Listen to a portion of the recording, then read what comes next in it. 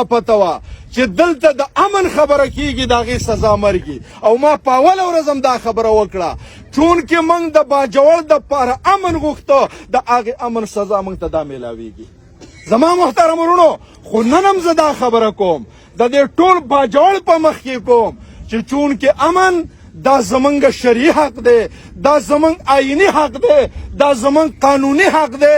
موږ په دې مرګونو د دغې نارې نه شاته کیږو نه دا ناره به نوره مؤثره وو که تاسو امن غواړئ د باجوړ ولس د امن د نارې سره به ودرېږئ که نه به ودرېږئ دې سره به ودرېږئ د دې نه بغیر کار نه کیږي د ظالم خلاف به کوئ د جابر خلاف به کوئ دا د باجوړ څه حالات دي وروڼو په باجوړ کې موږ د حکومت وجود نه تسلیمو حکومت شته نن یې په دې میله کې سړی مړ نه کړ پرون یې دماکه ونه کړه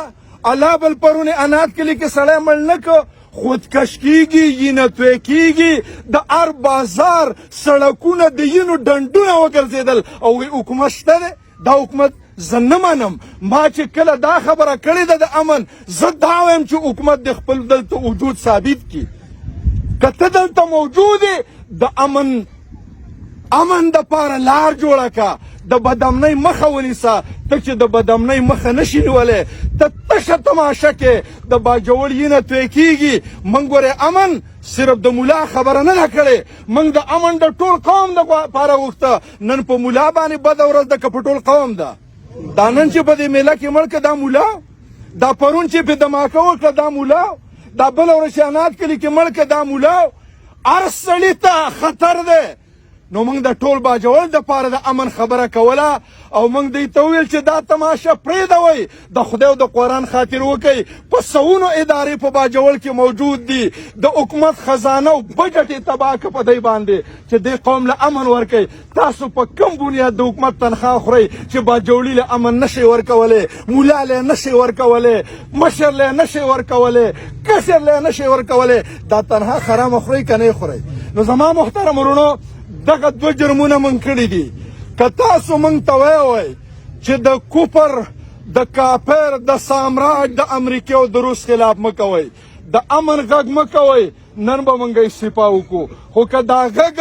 دا زموږ حقي او به حیثیت د مسلمان موږ له کول پکار دي نو کوو به که نه به کوو او چې په دې ناره باندې زما شهید کیږي دا شهادت دی په شهادت باندې موږ ته افتخار دی او انشاءالله د دې شهیدانو وینه به رایګان نه ځي دا داسې څه خبره نه ده چې د دې قاتل به نه معلومیږي د دې قاتل هر هغه سړی دی چې د امن دشمن دی امن یې نه برداشت کو د امن ناره نه برداشت کوله د دې قاتل به معلومیږي او د دې سره به دنیا کې حساب کیږي د ذرې ذرې او په آخرت کې به هم کیږي دا سره لپاره مې چربینه نه ده او دا نه څه د غاښ نه راغلی دی او نه څوک د پش نه راغلی دی دا د دې ځمکې د پاسه سړی دی انشاءالله د دې مقتولینو د دې شهداو او د دې مظلومینو د قطرې قطرې حساب دنیا او په آخرت کې انشاءالله کیږي